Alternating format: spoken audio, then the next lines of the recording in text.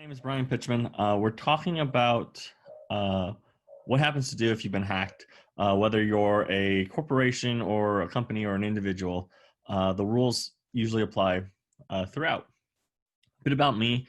My background is mostly in libraries, but uh, I have I have a master's in informational security, and so what I've done historically is I've worked with libraries around the world, helping them build makerspaces or working on IT or security type projects.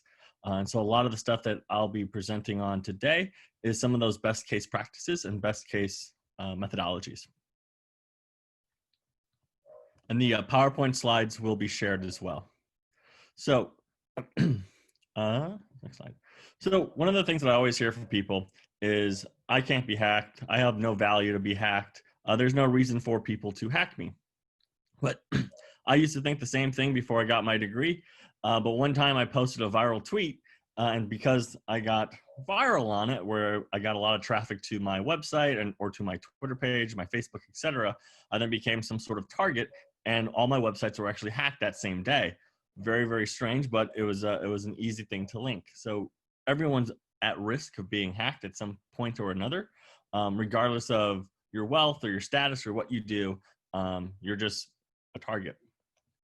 The other common misconceptions that I frequently hear are people stating that hackers can't guess my password, it's too secure, or my favorite is, I have antivirus software, so nothing can happen to me.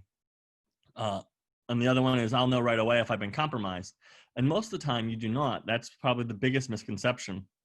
So usually what occurs is, if a hacker gets all of your account information, they don't act on it right away. Those hackers usually sit on a pool of data for a year, 2 years, 3 years, and then do something with it.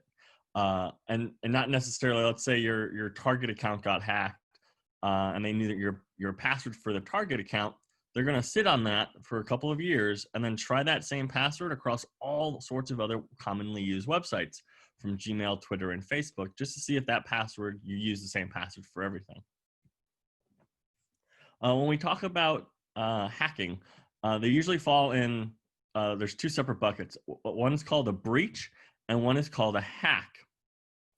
A hack involves a person or a group that are working to gain unauthorized access to a protected computer network. So that's malicious, it's intentful. A breach, on the other hand, is usually indication of a release of confidential data, and these are usually done by accident. Someone accidentally sends the wrong file over to the wrong individual, or a breach could be you've accidentally released all of your personal records to the entire company. Those are breaches. But regardless, both of these types of incidents require a different sort of response. One type of response is needed for a breach, and a different type of response is needed for a hack. And then again, if you do have questions, feel free to ask. So today our agenda is, we're going to do some general terms and understanding what an impact looks like, what you as an organization should do if you are hacked or compromised, and then what you should do if you're, as an individual, should do if you're hacked or compromised, and then lastly, what to do to protect yourself from future attacks. As a caveat, I always tell people, I'm not a lawyer, so always seek legal advice when moving forward on any action.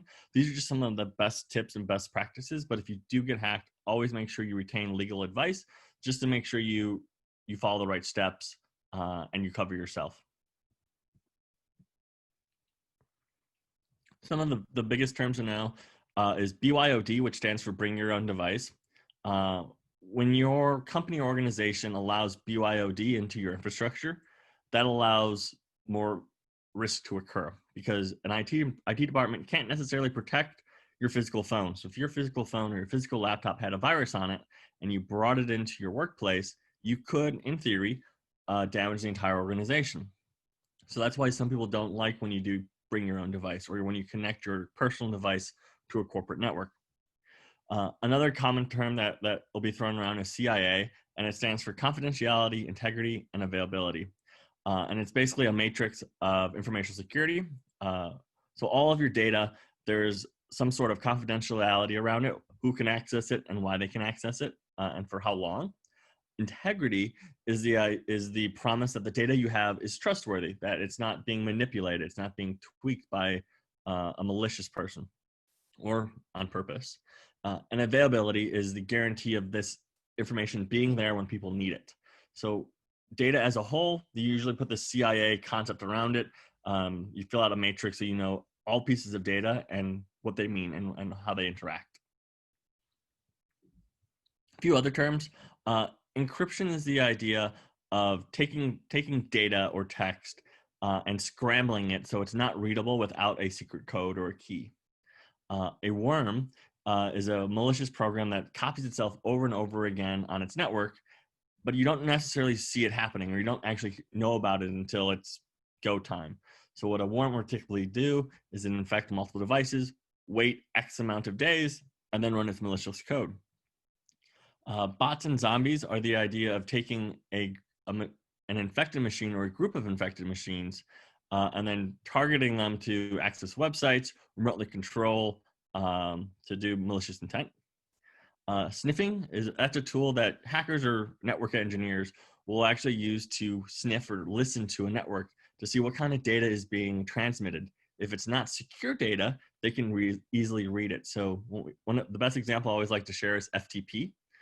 For those that connect to an FTP server and there's no security around it, I can see your password across the network. Like if you type in your dog's name as the password for your FTP account and you're connecting, if anyone else is listening on that network, they'll be able to see that password in plain text. And the last is what's called a security audit. And that's the idea of usually hire a third party and they'll take access control, encryption, they look at your intrusion detection system and monitor the account, see what type of activity has taken place, and ensuring that you are being good data stewards following that CIA principle we discussed earlier. And then the last thing in terms of terms, so when you measure risk, what you're doing is you're taking your assets, so what you own, whether that's data, servers, hardware, threats, or anything that can be done intentionally or accidentally, and then vulnerability is the weaknesses or gaps. So no matter what, you can never protect your network 100%. There's no such thing as a 100% protection in terms of security. The only thing you can do is called mitigating risks or mitigating vulnerability. You can never remove all of it. And so when you're determining what a risk is, you look at those three things: asset, threats, and vulnerabilities. And then you can figure out the potential of loss or damage if it fails, if it's hacked, if it's stolen. I always encourage people whenever we talk about IT security for our company or organization is to put a risk assessment together and determine what is at risk, what are our assets, and what are the threats that are to those assets. And the idea is over time, vulnerability is something you can decrease. Threats you can't always decrease. Like you can't decrease the threat of a tornado or a flood if you're located geographically in a high tornado or high flood area.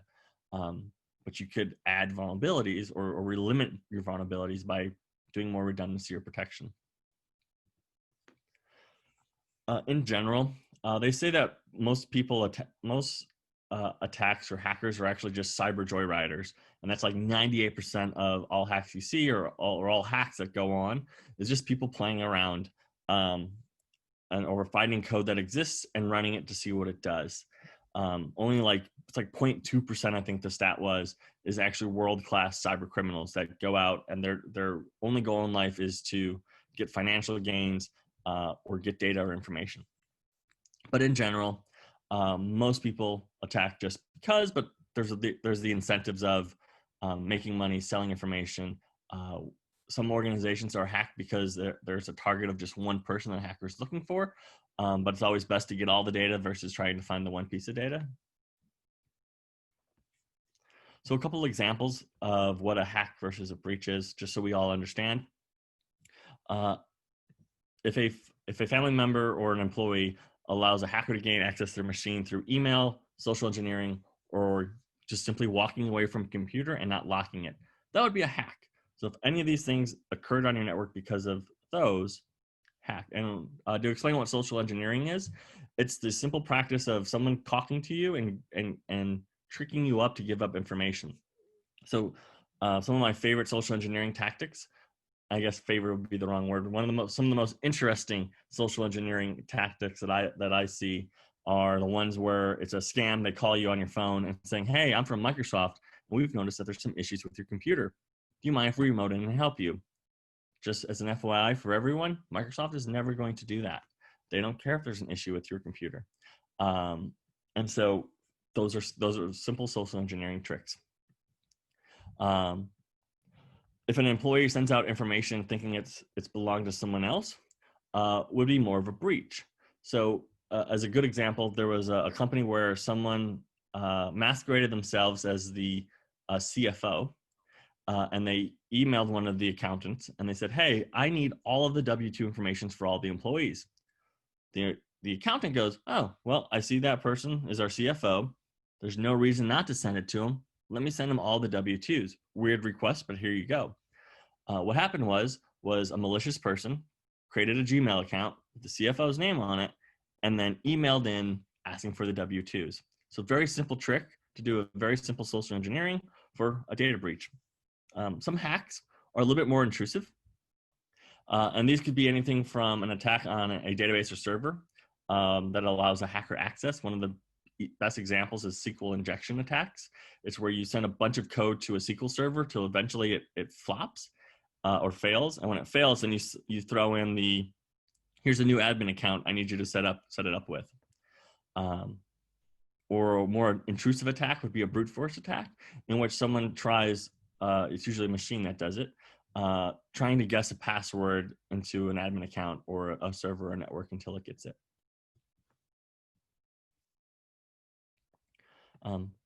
So here's one of the most amazing, I would say, hacks that actually made Google redo their entire API system. Someone created an app on Google called Google Docs. And so what they did was, since they made this app, you can then let people connect through your app. And in order to connect through the app, you use your Google account.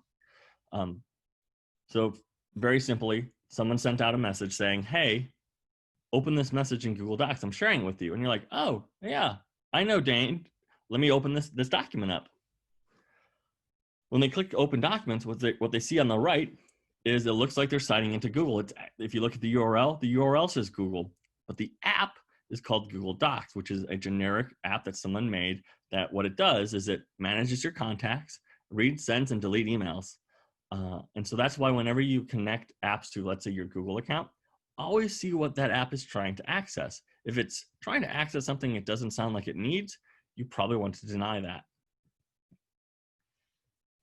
And this is just at a high level, kind of what a SQL injection attack looks like, where an attacker uses basically HTTP scripts to make SQL, which is a database, trigger commands, such as escalating a user account to give them access or adding an admin account.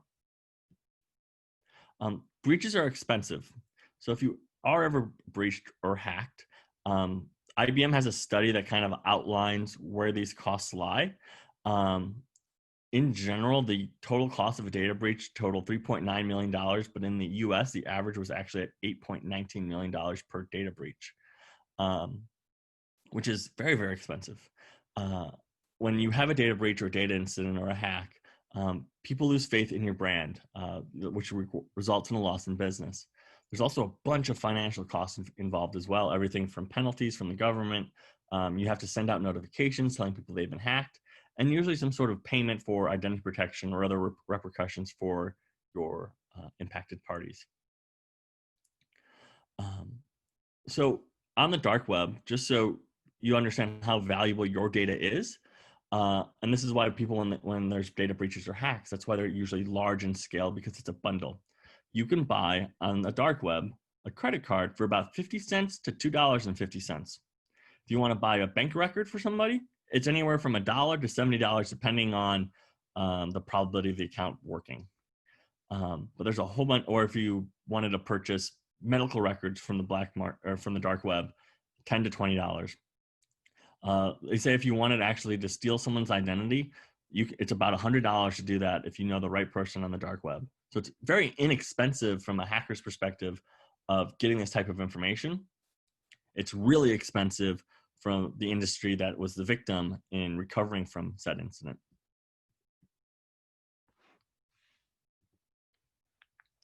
So as an organization, you have a set of obligations with your data, and that's again that CIA policy. You're obligated to protect data and privacy of all your employees, all of your customers, and any business partners, vendors, etc. We often forget that we house a lot of personal and identifying information about our employees or customers. With our employees, most employees' social information is in the HR system or in the payroll system.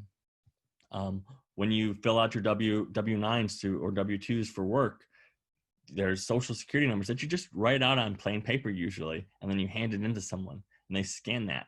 What do they do with that physical piece of paper? When we talk about our customer records, even if you don't store credit card information, I can learn a lot about a person based off of what they buy or what services they need. And then in terms of employees or customers accessing the web, there's a lot of information that goes on there. So every time I'm hitting a website, I'm sending my geographical location. I am sending usernames, passwords, etc. across different domains.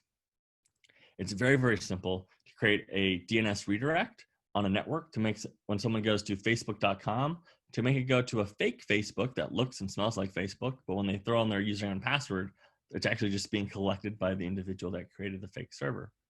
And there's free tools that one tool is called Backtrack. And it's like 2 button clicks, and then you can set up your own fake DNS spoofer with no skill needed. So it's very important we know how to protect our network, essentially. So if you do get hacked and the inevitable happens, a few key things to keep in mind. Communication and speed. When you communicate, your impacted parties are going to ask, how long did you know about when XYZ happened? How long did you know this data breach occurred? Or how long did you know this attack occurred? So when you communicate, you want to make sure you have all this information already. The other thing is, if you do discover a breach, hack, or any other type of compromise, you have to communicate quickly and effectively. There's some states that give you a max amount of time before you report or you get penalized. Some states are as short as 30 days. So in 30 days, once you notice there's a hack, you had to already send out communication, fix the issue, and started your repercussions. But with all that being said, don't over communicate, and always have just one spokesperson. So in other words, so let's say there was a data breach at your company. You don't want your help desk to spokespeople saying, oh yeah, we were hacked, and then have them read a script. Instead, say, yep, let me direct you to this individual. So by having only one spokesperson, you can control the narrative a lot better and make sure that it doesn't get worse in terms of impact to your business. A couple other points on communication. Once you know a breach has occurred or an incident, again, there are deadlines of when you have to post announcements. And then every impacted person has to be told that a data breach has occurred, when it occurred, and what kind of information was compromised. If you're still trying to figure out what the hackers have access to, you'll want to include that in your communication. Like, we believe that there was an attack. We're investigating the issue. This attack occurred on here. We recommend you change your passwords. And we'll provide more information when we have it. So the most important thing is when you send out communication, everyone wants to know what the remedy is going to be and what they should do. What actions should they take place? So usually if there was a data breach, as an organization, you'll want to throw up a website that talks about this breach. So you direct everyone, all the questions, everything like that, to that site so they can read it. The second thing you want to do, depending on how big your organization is or how big that impacted party group was, is offer a toll-free number for people to call in for these questions. And then lastly, if social information or other personal identifiable information was breached or hacked, provide contact information for those credit bureaus. So Equifax, Experian, TransUnion, and then other links for fraud protection. On the other side of the coin, things that you may have to offer to impacted parties is fraud protection. So that's that LifeLock, LifeGuard type services. Requesting people to change their passwords. If you stored credit card information and that credit card information was hacked, say, hey, you might want to cancel your card and get a new card. So some good examples of customer service alerts. So Adobe was hacked a few years ago. They put a very well crafted document together, as well as a website, as well as what you should do for next steps. Home Depot was probably the first big hack that everyone talked about, where there was a breach that occurred. Lots of credit card information was stolen, but it was talked about in the news for a very long time because it was one of the first big public facing companies that was breached. So after you've communicated, after you stated we're looking into this issue, you want to investigate. So usually you'll have to hire an outside security firm that has tools and resources to track what might have been stolen and who stole it. And this would help you understand which computers and accounts were compromised, what was accessed, how did they get in, and was the data stolen, or the data that was stolen, was it encrypted when they stole it, which helps limit your exposure, which makes your day even worse. Also, the folks that you work with in terms of your internet service providers, if you're running a website host, your security software, your firewall vendors, call them all up. You probably already pay services in terms of a service contract or maintenance at some level or another. Reach out to them and see if they can do an audit for you as well. So you give them a time frame and say, hey, we were hacked, or we had a data breach at this hour or this day. Can you pull some logs for us so we can have it? And then the last piece is you'll want to contact local, county, or state police, their computer crimes unit, and depending on the impact, the FBI, so they can do that forensic analysis and then also provide you guidance. So depending on the complexity of the hack or what was taken, you will have to engage those parties. And then more communication and follow-up. So you've done your research, you've looked more into what was hacked or what was breached. They say that if more than 500 people were impacted from a breach or a hack, most states will require you to file a notice to your state's attorney. So basically saying, hey, we made a mistake. We probably have to go to court for it. And so that way, and you share all that same information. Some states require you to do that, so you can't sweep it under the rug. And there's also a whole plethora of security policies and acts that have requirements and regulations. And so I think that's on my next slide. So I'll talk about HIPAA, FERPA, and SIPA in a few moments. But in general, there are a lot of laws that help you maintain certain level of security standards. So everything from ISO compliance, if you're taking credit card data, that's PCI compliance. There's all these compliances and rules in place. A really good website to kind of get started with reading what those are and how you can prevent and measure risk. I've included a link there. So here's the giant list of just a few of the scary acronyms, as I call it. So SIPA is the Child Information Protection Act. So this basically ensures that if you are a K through 12 school or a library, that you're using internet filters to prevent children from seeing harmful information. The Sarbanes-Oxley app is about maintaining accurate financial data. And until recently, SOX used to just be for banks or legal groups, but now that act has been applied across the board for many other organizations. FERPA is the idea of protecting student information. HIPAA is protecting health information. PCI, again, is your credit card compliance. And then there's the FISMA Act, which is the act that says security is important, making sure you have very specific rules and regulations in place to protect your information systems. So you've reached out to people what's going on. You're starting investigating. You emailed your users again, letting them know what you've done thus far and where you're at. And now you're working on solving it. So through all this investigation you're doing, through all the partnerships you're leveraging, you determine what to do next. So removing injected computers or servers, if it was a virus or from malware, do you reformat the hacked computers, or do you restore the data with clean backups, or do you simply replace it? Or was this a breach from somewhere from outside of our network? using a specific application? Do we remove access to that? Was it a shared account that someone used? Then if the breach occurred because something wasn't protected, because you weren't running patches or you weren't doing updates. And then after you do these things, after you complete any of these solves, you want to include what you did as the solve as part of your computer or your privacy policy or your security policy. So as another example, if it was because someone guessed a really weak password, the password was cat, do you then require all of your users and employees to use more complex passwords? But at the end of the day, whatever you decide to do, or however you solve it, you communicate that resolution to your users. And then the last piece was repercussions.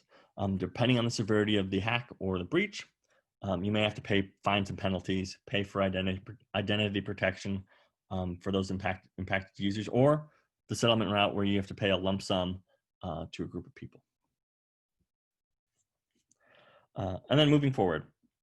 So if you do get hacked or the inevitable happens, you'll probably then have a closer look at your security awareness and your security defenses. Always make sure you have activity logs to kind of help showcase what you're doing and what occurred. If you're not doing it now, don't wait till you're hacked. Do it now, so when you are hacked, at least you have a security or an audit trail you can leverage to figure out where the issue occurred. Logs do take up space, but logs can be your friends if you're trying to figure out what broke and why it broke. Follow up with the vendor. So if you were using a specific hardware appliance that was hacked, follow up with that vendor to see what they're doing. If you're leveraging a vendor to store data, ask them, how are you encrypting your data? What are you doing to protect us? Basically leveraging their vendors to be part of your defense team. And if you don't have one already, if you do get hacked, you definitely need to build a disaster recovery plan that outlines what to do and how to do it. There was a quote that one of my professors gave me when I was in college that said, it's always better to write your data breach emails now because you won't be stressed. So lay out how you're going to do your communication, how you're going to look into investigating what occurred, and then role play it. So have your IT team or your security team go through the motions of alerting people. Don't actually send them a message though, but go through the motions of alerting of an incident, what their steps are, so you can make sure and you can measure how quickly can you look at an audit log, how quickly can you get hold of your vendors. Because when you have all that information, you know how long things take. When it does happen, you don't have to stress as much about where to get the information. You've already done the legwork, you've already done the role playing. The other thing you can do to kind of make your life slightly better was running paying for cyber insurance. And what cyber insurance is just like any kind of insurance. You pay a premium, and what that premium allows you is everything from covering your legal fees if you do get hacked or breached, any types of forensic fees that you have to pay to look at what occurred and why it occurred, court costs, credit card monitoring for impacted customers. And then depending on the cyber insurance company, they even give you access to running audits. So they'll run audits for you because if they can make sure that you're a little bit more safer, they're more willing to provide said policy to you. Kind of what you should do moving forward or right away is train your staff. Don't install software on the machine. So if it's a work laptop, never ever should your staff or your employees be able to install whatever they want. Always put rules in place. Teach people to not click or open attachments on senders they don't recognize. And at the same time, making sure that the sender that it is coming across is actually the sender. So if the CFO has his own email address, why is he emailing company information with his personal account? That should be a red flag. One of the things, they always say that your security environment is as strong as your weakest link, but the weakest link is always going to be your employees or end users. So making sure you take the time to train them. There's a tool called KnowBe4 that can stimulate everything from ransomware to phishing emails. And then you can track who acted on it, who would have fallen victim to a phishing attack. And the tool set's amazing. You can throw in, it uses an AI to figure out the best type of phishing attack for every single individual, craft a message, and then try to get them to click on a link, download an attachment. And as soon as that employee does, they get notified that they fell victim to a phishing attack, and IT or security gets a notification saying something occurred. The other thing that I always encourage people not to do is don't check non-work related functions. So don't go on social media accounts. Don't check your personal email. Very similar to the BYOD concept. IT team doesn't have the ability to monitor your personal email accounts, or doesn't have the ability to monitor your social networks. But they do have the ability to monitor all the work-related things. So make sure work stays as work. And then always make sure that people have complex passwords. There's a saying that says you don't need to have random letters, random symbols, and letters, symbols, capitals, all that, where you can't remember it. But you can do something like "my cat doesn't meow" as your password with a couple symbols here and there. That's just as complex as me just taking my hand and running it across the keyboard to get random letters. So make it memorable, make it long enough and complex enough, but not too complex where you can't remember, because the security difference isn't very, very big. So we talked a lot about what to do if a company was breached, but you as an individual were hacked or breached or on an infected machine. So if you think your machine's been infected, you saw a pop-up ad, your laptop started spinning a whole bunch of different ads up that you don't know where they came from. First thing to do is disconnect it from the internet. So cut off its connection to the outside world. So if it's still pulling information or trying to propagate across your network, it can't. Next, shut down the computer. And you should actually do in the first two steps simultaneously. So shut down the computer. If there is a weird message on the screen, take a picture of it with your cell phone. So you or an IT person or whoever you call for IT help can research it. If you have the ability to remove your hard drive, remove it. Put it in an enclosure and take it to a machine that's not connected to a network and do a malware scan on it. And that's the safer way of running a test to find out if your machine's infected versus powering it up and running the antivirus, because again, as soon as it hits the internet, it can propagate across your network, or it can make things a lot worse on a computer as it's running. The other piece, determine the severity. If it's really, really bad, you might have to wipe your computer. And then again, if this is a work computer, always let IT, security, or whoever you use know that something happened, because they rather have a false alarm than an actual issue leaking to the entire organization. So it's always better to be more worried than not worried at all. If your personal accounts got hijacked, whether that's your personal email or your social media, there are some steps you should take. First is sending an email to all your contacts that you've frequently talked to, letting them know, hey, my email account's been hacked, and you may have seen this message come across your email. That's not me. Please delete it. Change your email password should be step 1. And there's a tool that Google allows you to leverage, and I gave the link there, that lets you make sure what else has accessed your account and from where. And then lastly, if it's your work email that got compromised, inform IT or security for best course of action. So this is what the Google security audit looks like. It shows you from where these devices were accessed, or your account was accessed, and then which apps are using it and what kind of access those apps have. So it's a really simple way to do your own audit on your personal devices. On the other side of the coin, let's say you heard about a breach. Let's say your favorite store was hacked or breached. First thing to do is change your passwords. And I hope that you don't use the same password for all your accounts. And I'll let you in on what I do as a password. So I have a complex password that I use for everything, except I change one letter in this password string based off of what the website I'm using. So if it's Facebook, I use an F in my password. If it's PayPal, I use a P. So now all my passwords are different, but they're also easy to remember because I made them all the same minus one character that spells out what the website is. So make your life easy. If you didn't learn anything today except that, is your big takeaway, you'll save yourself tons of headache. The other things to do if you heard of a breach, do some investigatory work on your own. Do you use this username across any other systems? Do you use this password for or any other accounts?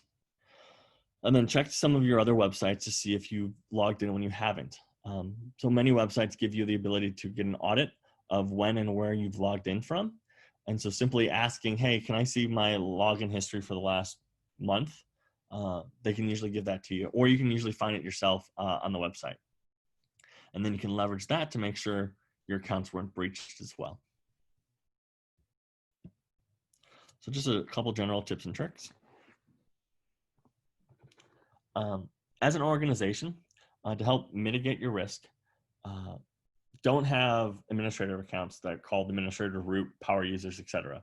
Because as a hacker, if I'm trying to guess a password, I'm going to use administrator as the username, and then I'm going to use a brute force attack to guess what that administrator account's password is.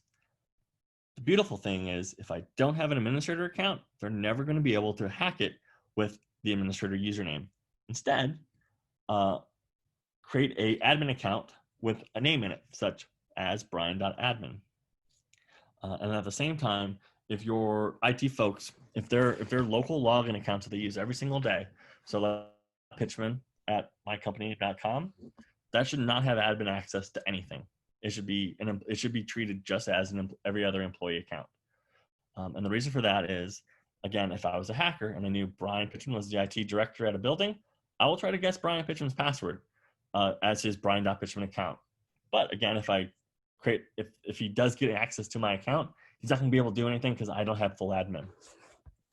The other thing you can do as a trick is changing the default login pages for websites, so where it's not as easily guessed or hacked. So as an example, Drupal, you can log into a Drupal site with /user. I've created my own login page, and it's /cat power. So now when people try to hack my account, they don't know where that login page is. The other thing is user awareness is always key. So always train your employees or your users to make sure that they know how to identify a threat and then respond. And again, just as a recap, don't use shared accounts. If you have a username and password, that should only be used by one person. You don't share it ever. And then as a fun exercise, once everyone can return back to the office, walk around to everyone's desk and see if you can guess their passwords. So for my master's that I did, one of the exercises as part of my project was I went into my library and I tried to guess every employee's password. And believe it or not, like 80% was really simple. They had it on a Post-it note that was either under the keyboard or in the drawer. One person actually had it on their monitor, so that took no effort at all. So it's very, very easy to walk into a building and look at someone's desk to figure out what their password is because they write it down on a Post-it note. So don't do that either. When you build a security policy, it's this never-ending circle of doing a risk assessment. What kind of preventative measures can you add? What kind of systematic measures can you add? And technology measures to mitigate this risk. And then you reassess your risk assessment again with all these new features added. And you continue doing this over and over and over again. So what you can do as an individual, a couple sites to protect yourself, Identity Guard and LifeLock. While they aren't free and you have to pay for them, having one of these is just a safe place or safe thing to do. With LifeGuard, they also monitor your account information. So if they see a data breach occur, they'll flag it to you. If they see your username and passwords being sold somewhere in a hash, they'll let you know. Another thing to do is use a site to monitor breach data. My favorite is haveibeenpwned.com, and it looks like this. So they'll send you a report every time they find out about a security breach, as well as if you were part of that compromised data. And then using password management sites like LastPass helps ensure you don't have the same password for all your websites. And it doesn't force you to write things down on a Post-it note and leave it at your desk. It encrypts it and stores it on your browser. One of the other huge wins that you can implement right away is dual-factor authentication. With dual-factor authentication, all it is, or multi-factor is the other phrase that people use, MFA. All it is when you log into something, you use another device to get a second password. and that device could give you a text message. Like you can use an app like an authenticator app that gives you a random series of numbers, and those numbers refresh constantly. And then you throw in that as your second password. So by having these quote unquote two, you help mitigate risk by a lot. So if your account's ever hacked or compromised, it's still very, very, very difficult to get in because they'll need that second piece of information to authenticate. And usually that second piece of information is through a text or through an app that's only on the phone that you have in your hand. If you're shopping online and you like shopping online, use this tool called privacy.com. What it does is it creates a virtual credit card that only will work on that company's website. And then you can set thresholds. So how much money is allowed to be spent per day, per month, per year? Is it a single time use? So if I go, so basically I would use privacy. If I go to a website, something I want to buy, but I've never heard of this website before, I don't really want to give them my credit card because I don't know what they're going to do with it. So I'll use privacy.com to create a temporary credit card. I use that information in there, and then I pause it to make sure they don't charge it a second time. The other thing you can do is if you sign up for if you like to sign up for free trials and always forget to cancel, using this tool is one really nice way to make sure you don't get billed because you forgot to cancel. As soon as you throw your credit card information, create your account, it says, hey, your trial's for 14 days. Go back to your privacy dashboard and then turn off the credit card. And then when your trial is up, you can't get billed. So hopefully I didn't scare you folks too much about cyber risk and cybersecurity. The important thing to know, though, that it can happen to anyone, regardless of your background, and you can never fully mitigate the risk, but you can mitigate it a lot more than you may be doing now, and you continually revamp and review and revise your approach. So I do have, does anyone have any questions? If not, I have one more segment we can go through. So feel free to ask, and if there's no other questions, I will close this up with some general tips and tricks for your security policy.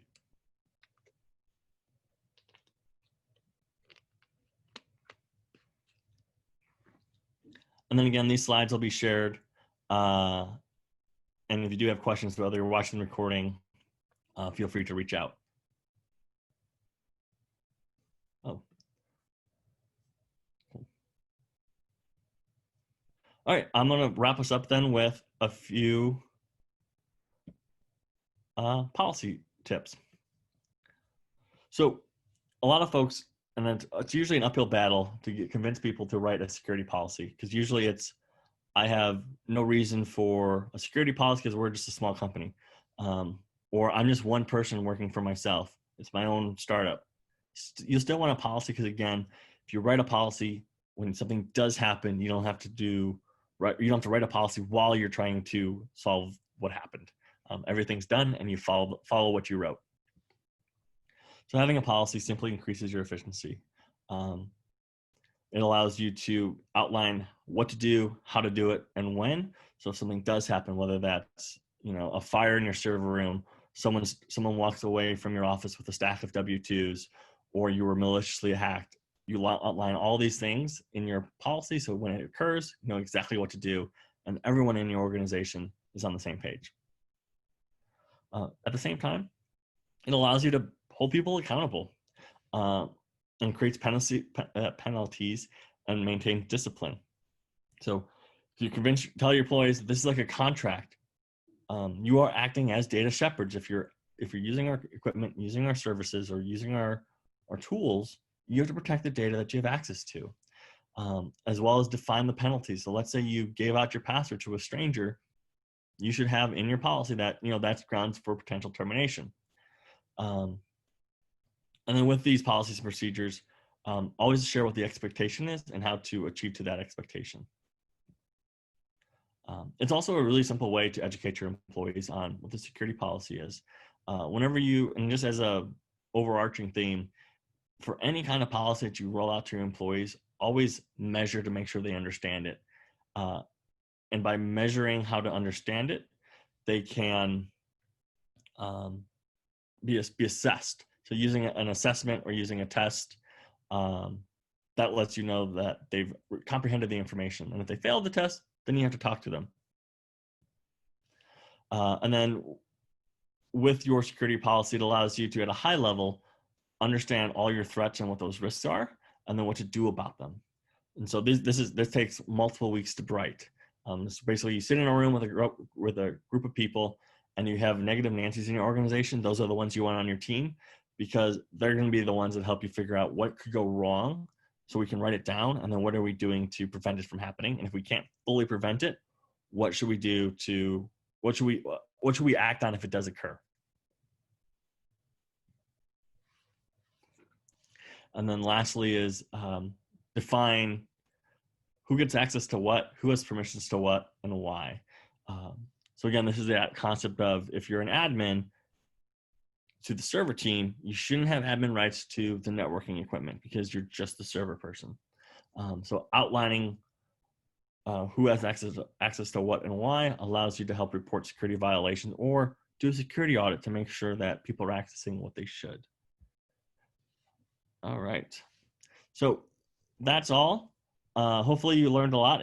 If you have questions, feel free to chat in the chat box. And it was really great working with all of you and presenting with you all today. Are there any other questions? The page you showed of computer access, can you go back to that one?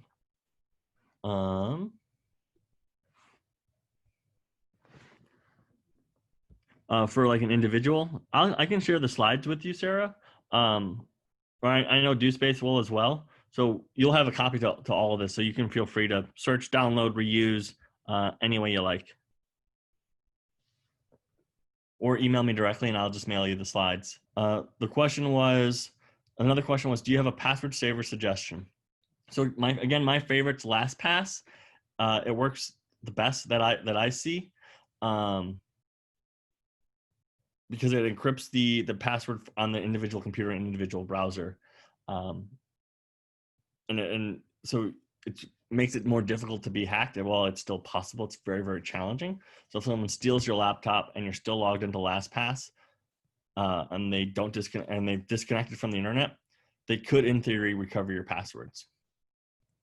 But it's one of the better tools as long as you maintain access to your laptop and you don't lose your laptop. Someone mentions, if you get an email saying that they have photos of you and are demanding money, will just wiping the whole computer and changing the email password be sufficient? So assuming that it's a phishing scam and it's just an email, just delete the email. You don't have to wipe the computer because, again, it's housed inside of your email. As long as you didn't click any links and you didn't do anything with that email other than open it, you should be fine enough just to delete and move on with your day.